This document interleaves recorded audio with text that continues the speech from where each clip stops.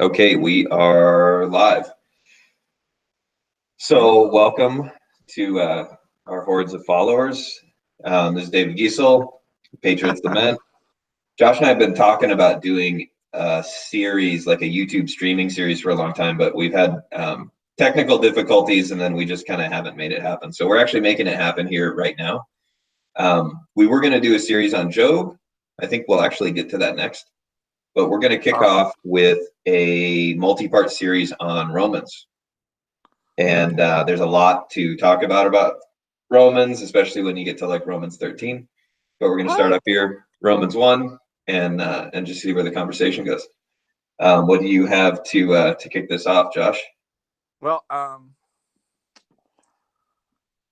so this is it's interesting when you read this. So supposedly we have Paul writing to the Romans. That's what we're always told, and yet it's kind of funny that he specifically speaks to the Greeks while he's talking to the Romans. I assume because I don't know. I have a lot of assumptions that I haven't really looked into. I assume that they spoke Greek. That the Romans were taking a lot of the Greek mythologies and this and that for their own. Um, but when you read in here, like just for instance, in chapter 1:16, he doesn't say to the Jew and Gentile. He says to the Jew first and also to the Greek. But if you're reading this, you can, in your mind, you can think Gentile whenever he says Greek, because he means the Gentiles. And that's all of us, unless you're actually of Jewish descent. And, well, in particular, I'm not, at least.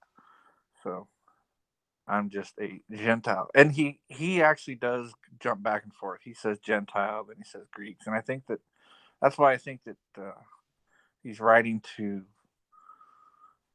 specifically saying that, either because the cultures has some Greek influence, or he's actually writing. Well, he probably is writing in Greek. So I don't know. Some of that I don't really know, but anyways, when we're going through it, and if we bring up the Greek, just envision Gentile, which is all y'all. Could be a little bit like when somebody who's Catholic says Protestant, they mean like everybody else. Yep. You have that in Romans 1:7 as well. You have to all those in Rome who are loved by God and called to be saints. Right. Which is fun. Yep. And that's digging right in. So Paul does his most of his letters. He gives a nice warm greeting to them, um, and I like the way that he opens up his books, because it's always greetings to you in the name of blah blah blah, and he always gives a little small testimony at the very beginning, right? Like he says, Paul, a servant of Jesus Christ, called to be an apostle, set apart for the gospel of God, which he promised beforehand through his prophets. So he always opens everything up. He doesn't waste words, I guess. He's witnessing, even in his opening hello marks. He's witnessing the good news to the Romans, which is fun. And of course, I don't know how much we want to go into this, but I like these parts right here where the very first verse, when he says that he was called to be an apostle and he was set apart for the gospel of God. I like that. Then he goes in through here with who Christ was, the Holy Spirit, and the resurrection, um, through whom we have received grace and apostleship to bring about the obedience for the faith for the sake of his name among all nations, including you who are called to belong to Jesus Christ. I have fun with this. Dave and I have talked about it a lot, but Paul's big into doing the called. Says that a lot. So, and we'll get into that hopefully sometime. But I think there's significance to it. Otherwise, he wouldn't.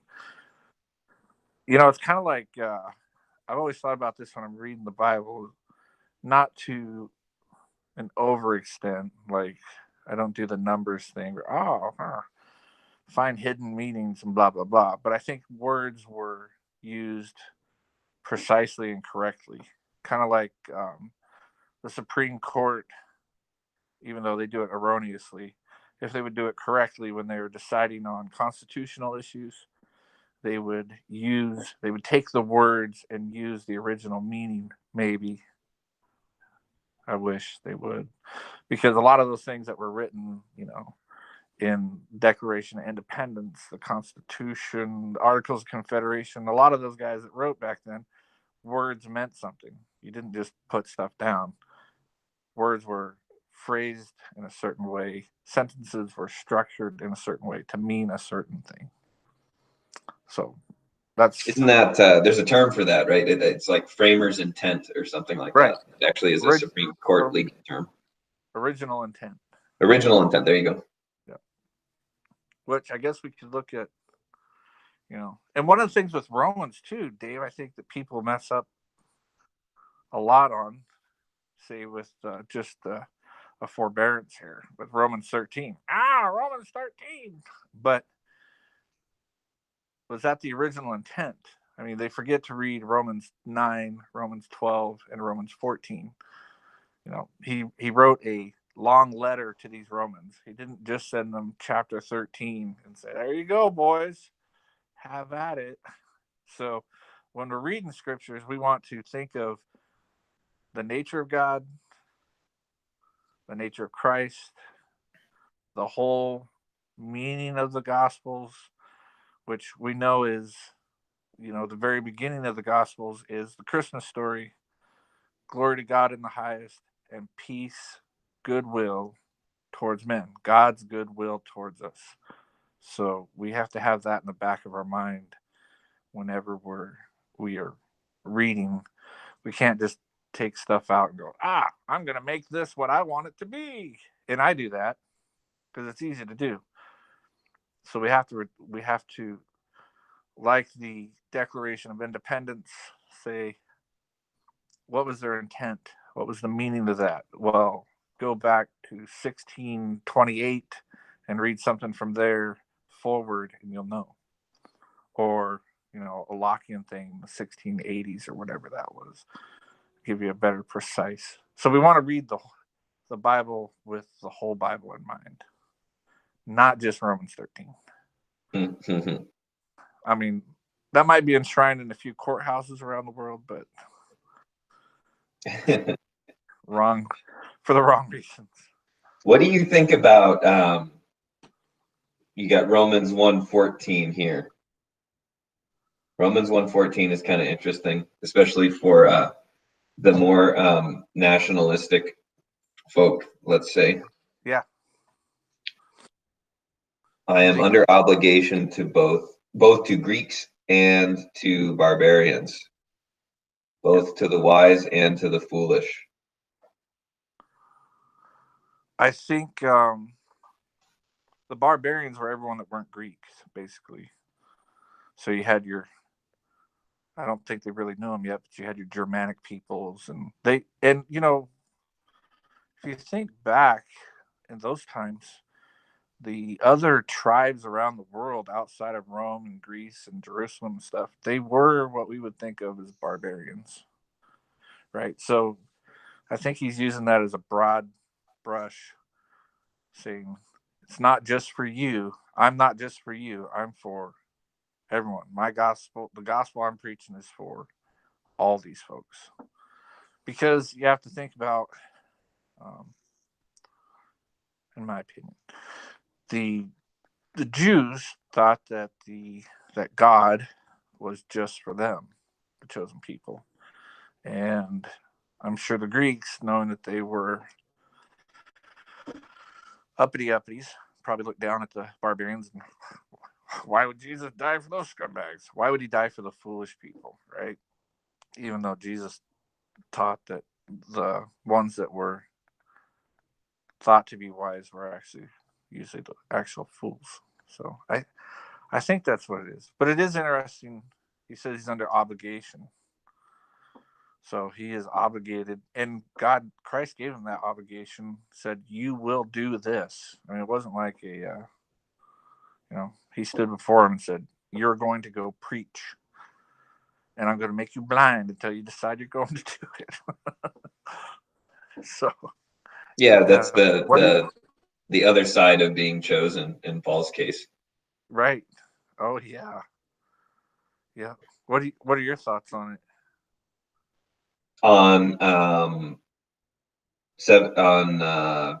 14 there, Yeah, Greeks and barbarians. Well, I think that it's interesting in light of people who talk about, well, the only way democracy works is in Judeo-Christian societies. Like, what does that have to do with the mission? right. Nothing. Nothing. Nothing. That's a really good point. Has nothing to do with it. Huh. He does go through after, in 16, where he talks about how God's salvation is for everyone who believes, to the Jew first, and then also to the Greek, which I think, again, the Greek he's saying the Gentiles, the rest of us. So this was the fulfillment of the law when Christ came. This was the promised Messiah to the Jews. And Paul goes into it later on in here where they screwed it up. And which was the plan anyways, because that opened it up to the rest of us. And Paul talks about that all through here. We'll get to that too. Who are the real children of Abraham? It's not just these Jews. He said the ones that followed God were the children of Abraham. I remember earlier when Christ talks to the Pharisees, Abraham's our father. And he said, no, you're the sons of, your father's Satan, because you don't do my work. And I don't think they didn't take too kindly to that. I was listening to a Peterson lecture. He's had some interesting stuff lately. I was listening to one where he kind of reiterates the Jacob story, and Jacob wrestling with this angel, with God, and then being renamed Israel, right? Because which means he who wrestles with God, right? And if you use the term that way, then anybody who wrestles with God, so to speak, would be an Israelite. That's interesting. And they kept true to their word too, to their name, all through history. They wrestled with them. That's pretty cool. I never thought about that. Because I mean, that's what, like, Paul and Luke are. Well, Luke, let's say, because Paul was a zealot originally, but like Luke wrestles with, he wrestles with God, or he wrestles with the ideas and everything, and he's a Greek, right? So the meaning, there's the spiritual meaning of it, and then it happened to be his, these descendants of Jacob, who become the Israelites, so to speak. But that wasn't, they were chosen first, but that wasn't an exclusive thing. Anyone can wrestle with God once they know, kind of where to look and what direction to go in. Yeah. Well, God even encouraged it a little bit, didn't he? In Isaiah, let us reason together. Let's argue a little. I mean, he's more than eager, it seems to me, to not be a God of just, I said, do as I say, rawr, which he is that too, but he's also well, let's talk about it a little bit. I mean, the book of Job, let's talk about it a little bit. Let's discuss this, Job. You tell me how great you are, and then I will destroy you with my comeback. Mm-hmm. Which we should do. Yeah. When we finish Romans, we need to do Job, because that book was unbelievable. Yeah, we can even interleave it in. You know, we can do one and then the other and then the other. Oh yeah, yeah. So back to Romans. Interesting thing that a lot of people struggle with is so in verse 17 he says the righteous shall live by faith. So we're always taught that, you know, we live by faith and we're saved by our faith and this and that, and then there's other scattered verses, and even in Romans here Paul talks about your works. So a lot of people get trapped in that. Wow, am I doing the right thing? Am I, you know, thinking that they have to earn this salvation, which is impossible to do. That's why we were given the law. Um, it showed it was impossible to do. But the point that the apostles were trying to make was, okay, you believe, now show us, do something, you know, because Christ even talks, or Paul even talks about the blessings we're storing up in heaven, right? Those are works. Don't store yourself treasures on here. Christ said, "Don't store yourself treasures here on earth. Rather, store yourself treasures in heaven." So he's saying these works that you're doing, don't do it to get glory and gratification here on earth. Don't talk about it. Don't make a big deal about it. Save that up, and I'll reward you in heaven. But that's not just faith. That's an active faith, which produces works. So Yeah, our faith leads to the works. yeah, for sure. You could even say that they're inseparable from each other. Right. There's a new, you know, the one of the things that people used to really have trouble with Peterson, Jordan Peterson, over is he would always cop out when people would ask him if he believed in God. And he has recently sort of answered that question in a more comprehensive way. There's two like hour-long videos that are kind of worth watching about that. But before I get to that, I actually watched a really old video of his from like 2011, right? So that's 8 years ago. And he had the same answer back then. But he elaborated on it recently. And what he said was that when someone tells him that they believe in God, he looks at their life and he always wonders to himself, well, how completely does this person believe in God? How completely do I believe in God? Because if I believed completely, my life would be radically transformed, like way more than I can imagine. You know, if I believed all the way, all the time, my life at that point would become indistinguishable from Christ, right? So he says that's why he's reluctant to answer that, because when he examines his own life, the works that Paul's talking about here in Romans, he goes, you know, I could do a lot better. And so how I can say I believe, I can do this with my mouth, but with the way I'm living, I know I could do better. And so maybe I should focus on that instead of going around telling people what I believe. Yeah. Wasn't that kind of the point of the fruits of the Spirit? So this is how you'll know. Here's the fruits of the Spirit. So the faith is supposed to produce the works that are the fruits.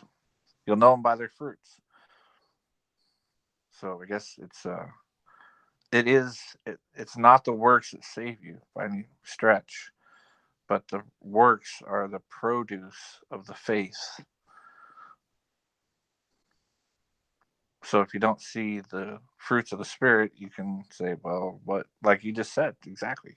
What faith do you actually have again? Well, I go to church. Okay. I didn't see that in the fruits of the Spirit, but okay, that works. Yeah. And then, so Paul goes through God's wrath on unrighteousness. And I want to read this part, Dave, because I love this in the very beginning here on 18, verse 18. The wrath of God is revealed from heaven against all ungodliness and unrighteousness of men. And then I'll jump over to 19. What can be known about God is plain to them because God has shown it to them. For his invisible attributes, namely His eternal power and divine nature have been clearly perceived ever since the creation of the world and the things that have been made, so they're without excuse.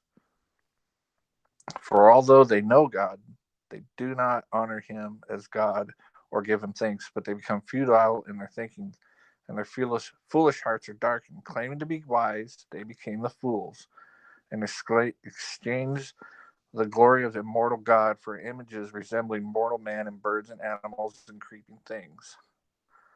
They exchanged the truth about God for a lie and worship and serve the creature rather than the creator. I love that because that's just so much like the what I see, and not everyone. I'm not broad brushing this, but the what movement is it that I'm thinking of? The environmentalist movement, worshiping the creation rather than the creator. A lot of that is a religious movement. Mother Earth and this and that, and they've there's a higher. God's saying that there's no excuse for anyone because if you look at nature, you see God. This couldn't have just. So when you hear people talking about, well, no, he directly refutes that himself. I made it to prove I'm God. So don't say that whatever. Mother Earth didn't make it. Mother Earth isn't alive, folks. Sorry to burst the bubble there, but Well, I mean, materialism in general is the same thing. right, yeah, And the problem materialism has, or a problem materialism has, is it can't explain what living means. If everything is made out of inanimate stuff, then what is living? Why do we have that word? Why does that word seem useful? huh. And then the reductionist, the materialist reductionists say, well, it's an explanation of complex inanimate dominoes falling that can't be understood, but it fails the test of experience. And then the world too. That's the whole thing. Paul's getting at here. The world fails the test of the world fails the test of being able to be understood. So he's here talking about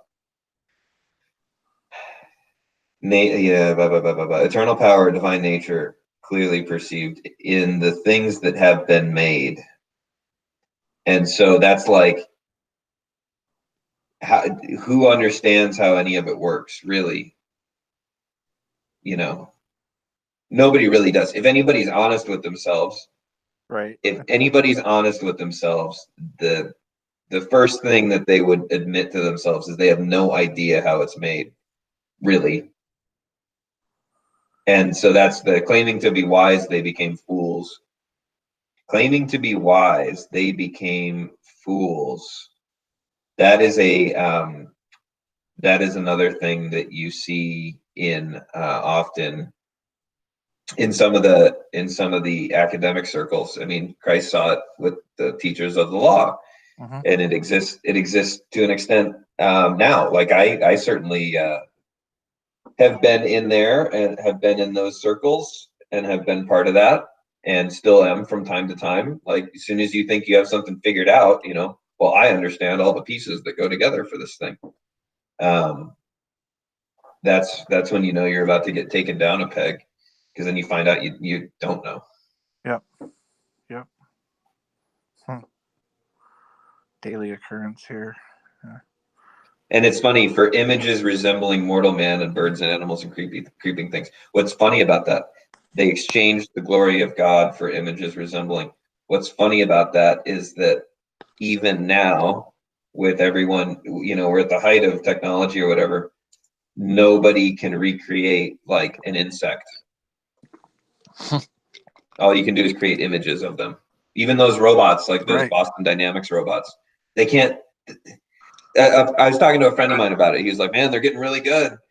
And it's like, yeah, you could, if you wanted to drop into Afghanistan and have something pack around your stuff, you could either take one of those retarded robots and a bunch of solar panels, or you could just get a donkey when you get there. The donkey can fuel itself along the way, Yeah. and it doesn't need to be driven. It's already autonomous. Yeah. Well, we definitely make there's definitely plenty of images of man throughout. Just use the U.S. for an example, and we bust up whole mountainsides to make images of men that people flock from around the world to go see and worship. We and DC's full of them, statues of Lincoln and all that kind of garbage. I mean, that's idol worship. You're not just memorializing someone. It's idol worship. Yeah, well, somewhat ironically, perhaps, you know, I kind of, the way I grew up, or the tradition I grew up in, was always really skeptical of like Catholic and Orthodox icons, right? Yep. Because those were regarded as potentially idols. Um, I've come to understand iconography a little bit differently now.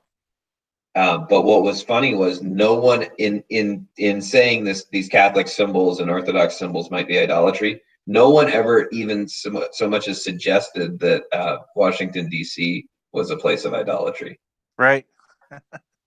Well, and I think that there's nothing wrong in an image of something in itself, right? So I might see a bust of Thomas Jefferson and go, "That's pretty cool." Wow, I wish I could have met him, or Patrick Henry or something like that, But when people are going and weeping at the feet of Abraham Lincoln's statue, there's a little bit more to it than just thinking, that was a great man. There's, you can abuse everything. And I think even I had some Catholic friends, and I talked to them about stuff like that, and they didn't even think about it like that. It's like, oh well, that's people we remember because they were icons in our religion. So I don't know. I think that's okay. And I mean, I take thousands of pictures myself of different things. It's not to worship them, but your point in Washington D.C., they're set up to be idols. Worship this. These are great humans that created this wonderful existence that you have. They're the reason that we're free. Yes, they are the reason we have society. Yeah, it's not so much the thing in and of itself, it's the spiritual attribute that's attributed to it. Yeah. Oh yeah. Well, it's like that. Maybe I'll post this again on the blog. That I think I showed you that picture that I took at the radio station one time, and it shows Jesus Christ holding out in his hand the Constitution of the United States of America, and he has his other hand laid open, like oh, and all these people are falling at the feet, or they're not at his feet; they're falling in front of the Constitution. Idol worship. The Constitution. Oh, and we'll get into this too once Chapter 5 comes out, or Book 5 comes out. The Constitution was not good. Oh man, I can't wait till that book comes out. I'm so excited. Conceived in Liberty, Volume 5. If you send money to the Mises Institute, they give you a nifty Rothbard sticker that fits on an iPhone SE. Bam. And you need to be seen with one of those. Yeah. So in the end of Chapter 1 is kind of Paul talking about, all the indecencies that men have turned themselves to. And I think the only thing I wanted to bring up in there, because it's not really much edification for us to read all the, we know what sin is. It's like going to Seattle. Yeah.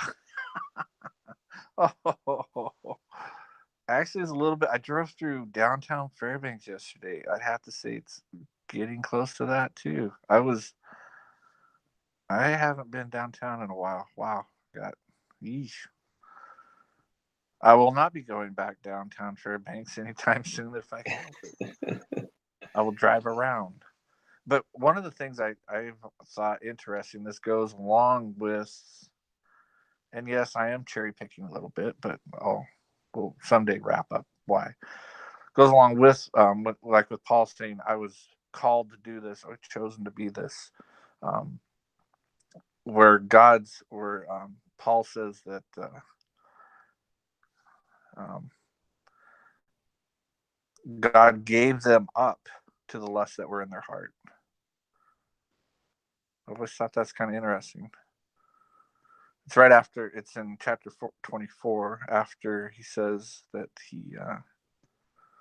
man has images resembling man, blah, blah, blah, worshiping that. And he says, therefore, so God gave them up to the lust of their heart. So he kind of like said, okay, well, there you go. I think it's kind of that particular example is kind of like the one with Pharaoh and Moses, where God hardened Pharaoh's heart. And I think in this instance that he's saying that, these particular people, he's just like, okay, I'm pulling out. Go for it. See how you do.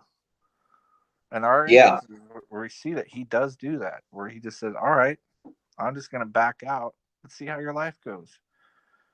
And there's always a purpose for that. It's just like with Israel when he pulled away from Israel, the nation, the Israelites, I should say that. That's a better word for them. When he pulled away from the Israelites to show them, hey, things were better with me, weren't they? Yeah. Well, I'm just going to pull out now because you guys want to do this? Go for it. And then after 400, 500, 600 years of getting physically abused by some other country, they finally said, oh, wait. God, it took them a long time to figure it out. And they had to do it over and over. Well, It's it's kind funny. of a story, I mean, that's kind of a story about each of our lives in a way too. Yeah. Mm-hmm.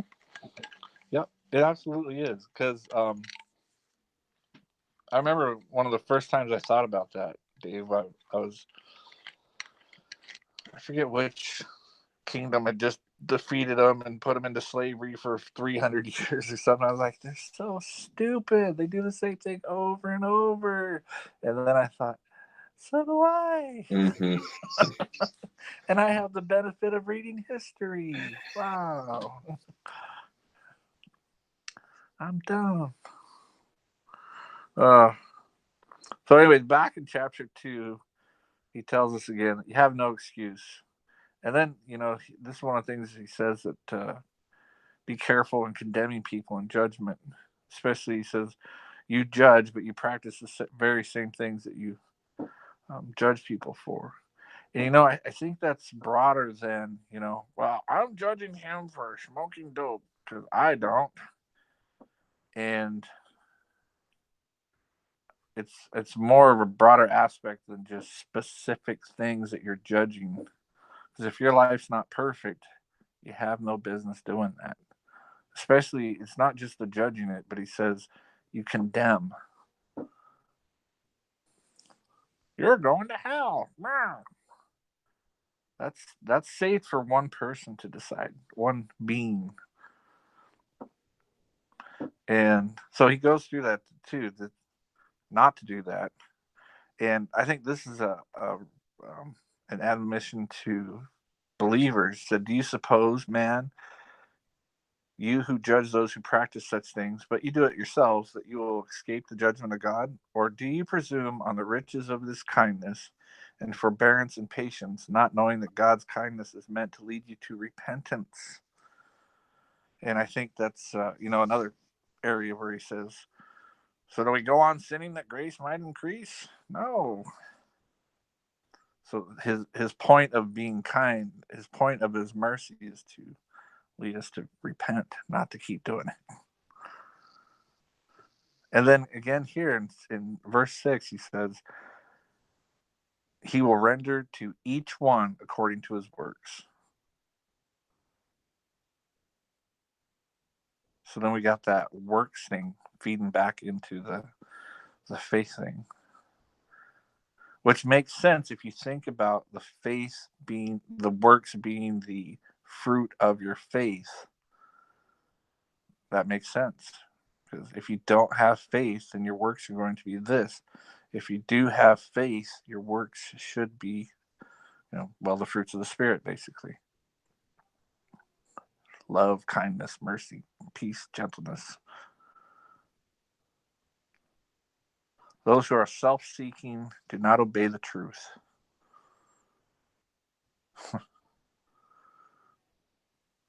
And then it's interesting too when he talks about tribulation and distress for every human being who does evil will go first to the Jews. So the Jews get the bad even first. Evil, it's bad.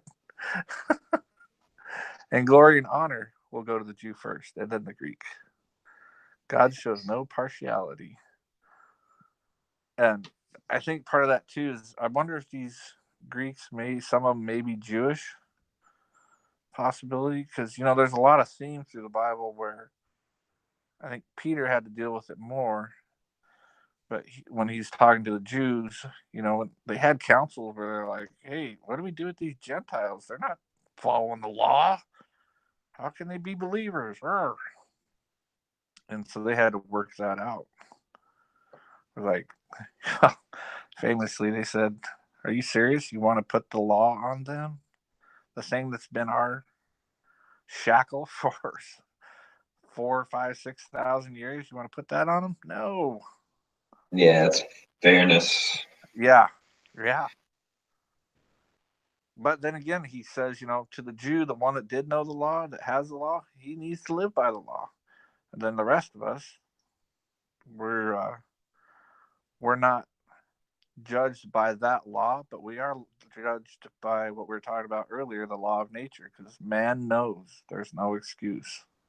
Natalie has an interesting take on the Jew, Gentile, Jew, Greek language in Paul's writing in general, which is that in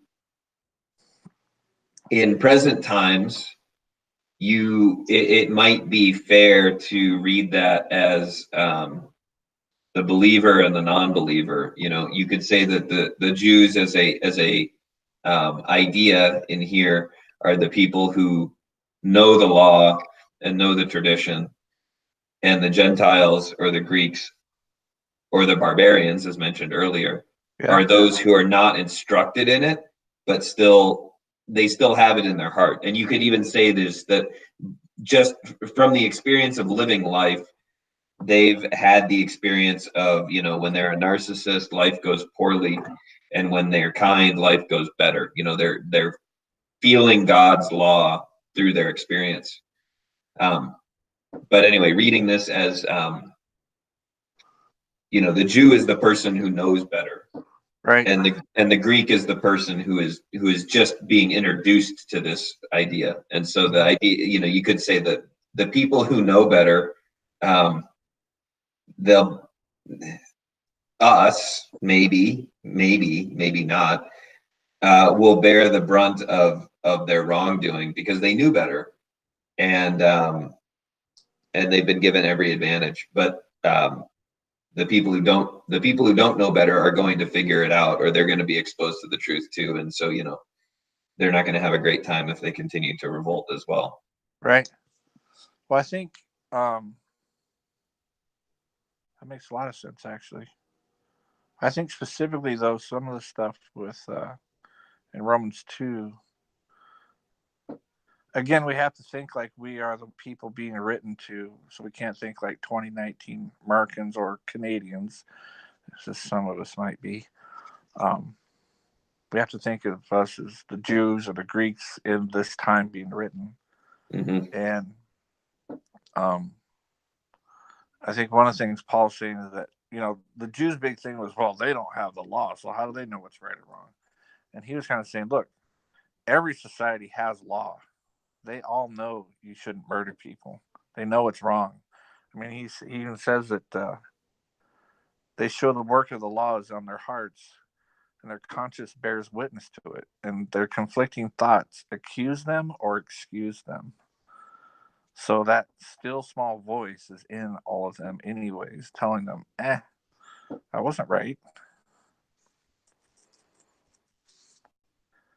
And I think that's the way that God's judged. He's saying that's the way God judges them. He's not going to judge them specifically to the law of Moses because they didn't have it. They couldn't be. That wouldn't be fair. So Wouldn't be fair. But they do. They everyone knows right and wrong. Yeah, and that's again, that's up in 12 as well. Unless, of course, you're a politician. Right. And is there anything more there? You want to jump to 3?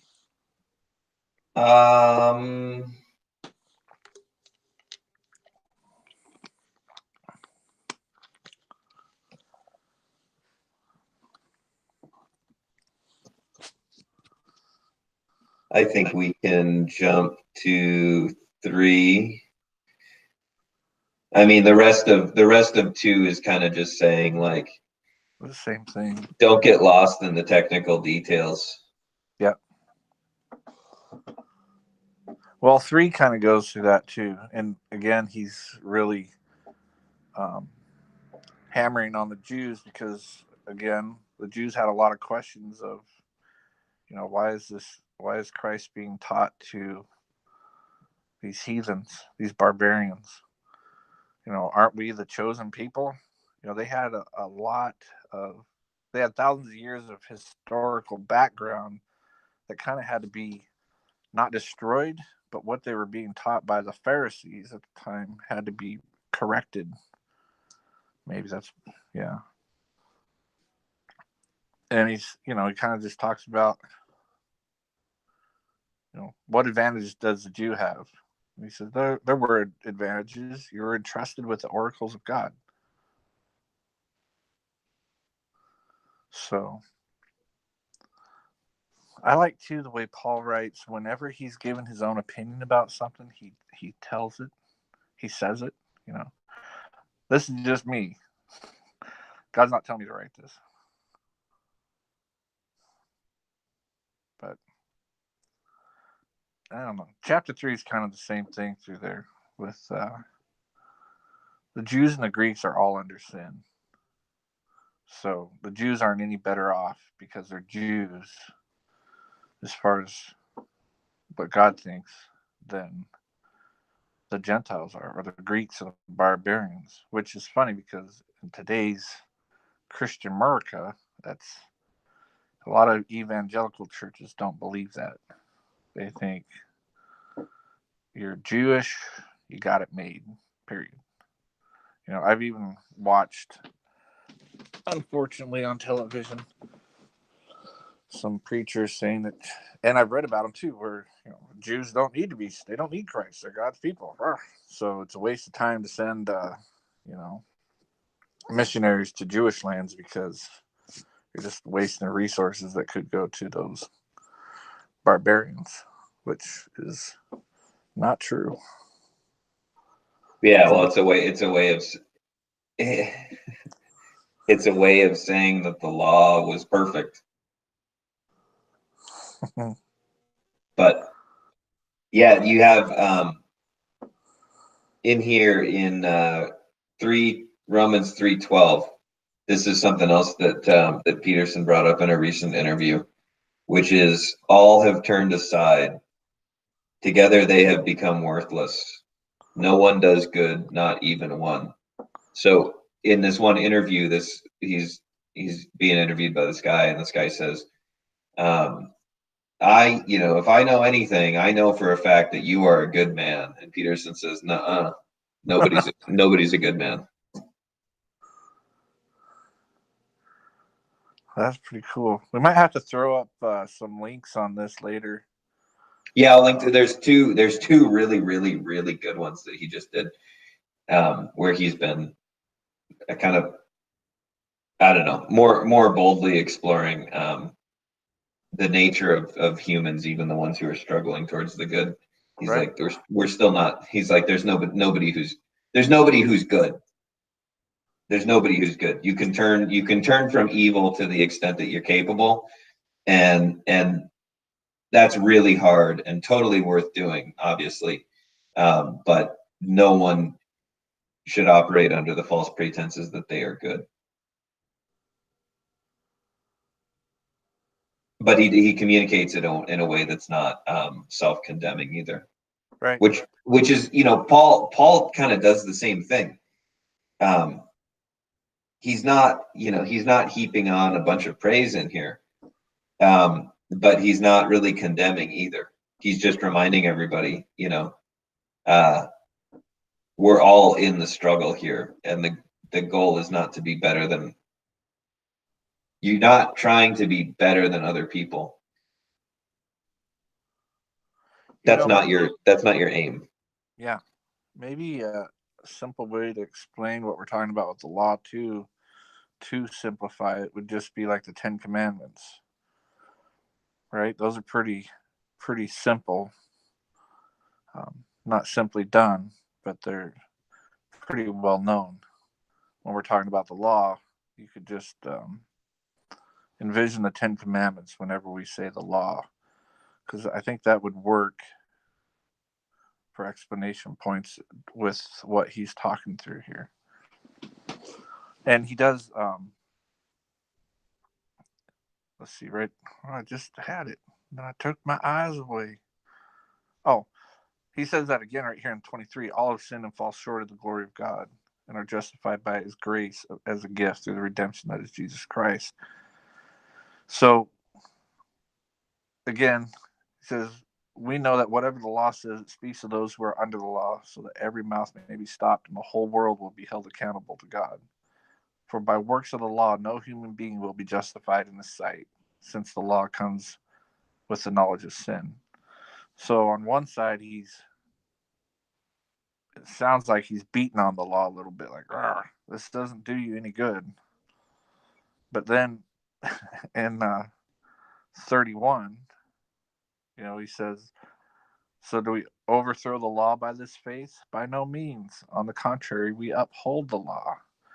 And I think the whole point that he's doing is just telling the Greeks, the learned ones, and the Jews that, look, this law is good. Christ fulfilled it. You're not going to get saved by it. This isn't your salvation. This just showed you why you need salvation. But it doesn't throw away the law, because most Christians, at least the one church I grew up in, was like, we're no longer under the law. And we're not under the law. The law was made for us, right? So we're not under the law, but we're not excused from the law. Like, take the 10 Commandments. What in the 10 Commandments as a Christian? Well, since I'm a Christian, I don't need these anymore. It doesn't work. Those Jewish laws.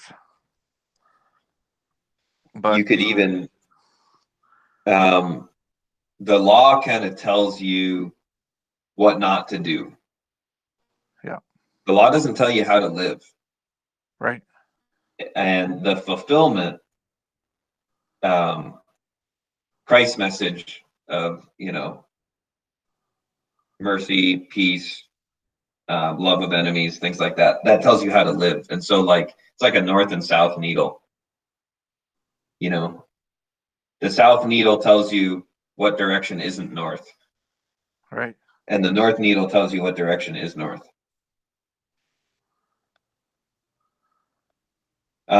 There's the Woodland Hills, Greg Boyd and those folks. They're doing a series right now on sort of on sin, and one of their angles on sin is that it's like guardrails on a road. The guardrails aren't there for you. They aren't there to they aren't there to make your car reach its destination. They're there to keep you from going off the side and dying. And so when you do something that you know is wrong and you feel bad about it, that's like a super awesome thing. That's a real blessing. Because if you didn't feel bad about it, you wouldn't be able to catch your behavior and change your behavior. And so he's been talking about sin, which the law kind of codifies what these things are. But everybody kind of knows, like everybody feels bad when they do that stuff on some level. That's like it's a blessing because it allows you to get back on course as soon as possible.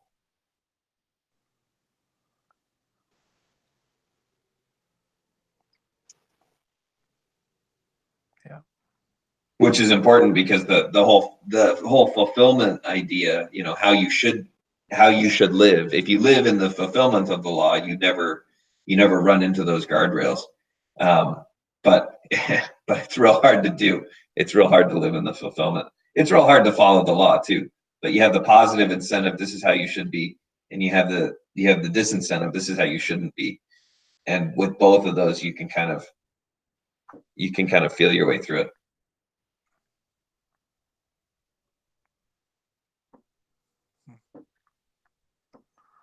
Yeah, I like the guardrail analogy. I thought it was a neat, for me, it was a neat way to think about sin, because the way it's often taught is, the reason you don't want to sin is because you'll go to hell. Right. And that's like, maybe, like, sure, fine. But that doesn't really tell you why it exists in the first place. And so his explanation of like, hey, it's there to help you. It's a helpful tool. You want to feel bad. It's like when you cut yourself doing something stupid. It hurts. And then you don't cut yourself because you learn how to use a blade without being an idiot. It's useful that it hurts. If it didn't hurt, you could cut yourself all to pieces without even knowing what you're doing. Well, what shape would your car be in if you ran it up against the guardrail over and over and over and over for any length of time? Yeah, not super good. Not super good. No, not at all. But good to have something that keeps you on the road so you don't, go over a cliff and roll over and over and over and die instantly. Like it gives you some buffer if you're lucky. Yeah. Yeah. Huh. Well, cool. I think we are we're right at about 50 minutes or something like that. It's been fantastic. Cool. So we're quasi through Romans 3 there. Yeah. I like that. Which is a good place to stop because we go in not a complete different direction, but a little bit different direction the next few.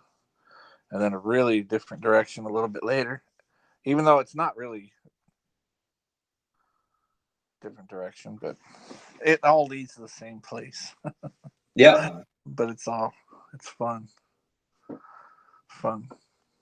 I just can't wait till we get to about chapter 9. Yeah. Down in that section is going to be a lot of fun. Yes, those will be probably, I don't think verse by verse for whole shows, but maybe one chapter at a time will be pretty easy to go through. Yeah, we'll pick those apart in more detail.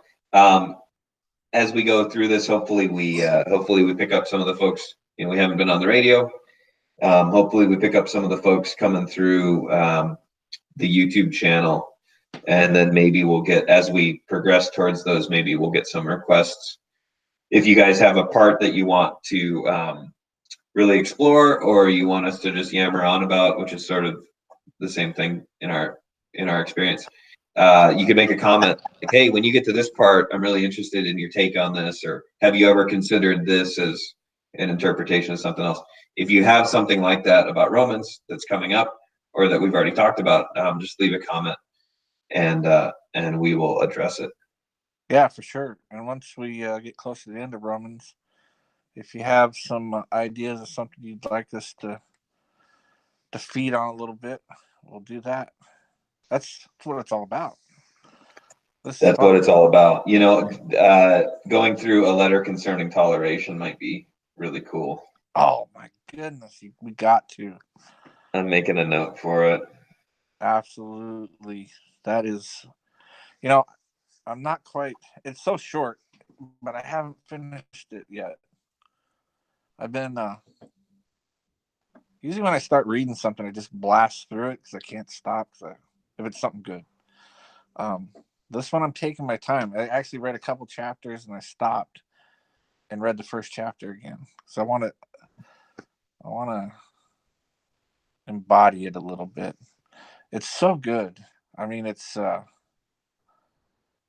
wish it was preached in the chapels in America today, because he's just well, yeah, interesting. That it's something that has not, I've never heard about it outside of LouRockwell.com.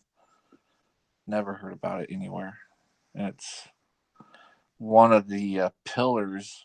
I think if you join what John Adams spoke about with the what do we mean by the revolution? Rawr, then you can join the letters of toleration with that and say, ha, this is what he was talking about. And there's no doubt all those people read that. There's no doubt. You can see it in what they're writing. So, yeah, that'll be fun. Man, I'm glad you brought that up. Yeah, that'd be cool. I'm capturing our stuff in notes here, so we should actually stay on track with this whole series. You always keep track of stuff. That's good because yeah. Well, we'll see if it works this time. I don't even sit up. I just lay back in my bed. That worked too. It does. All right, I guess we'll sign off to the folks or to the folk that's watching. Yeah, we will. Hope you guys enjoyed this one, and we will see you guys next time. Yeah, comment, please, because that's what it's all about. Feedback. Yep, rate, comment, and subscribe. Boom. All right. Yeah, catch you guys in maybe the next week or so. Right on. Bye. Bye.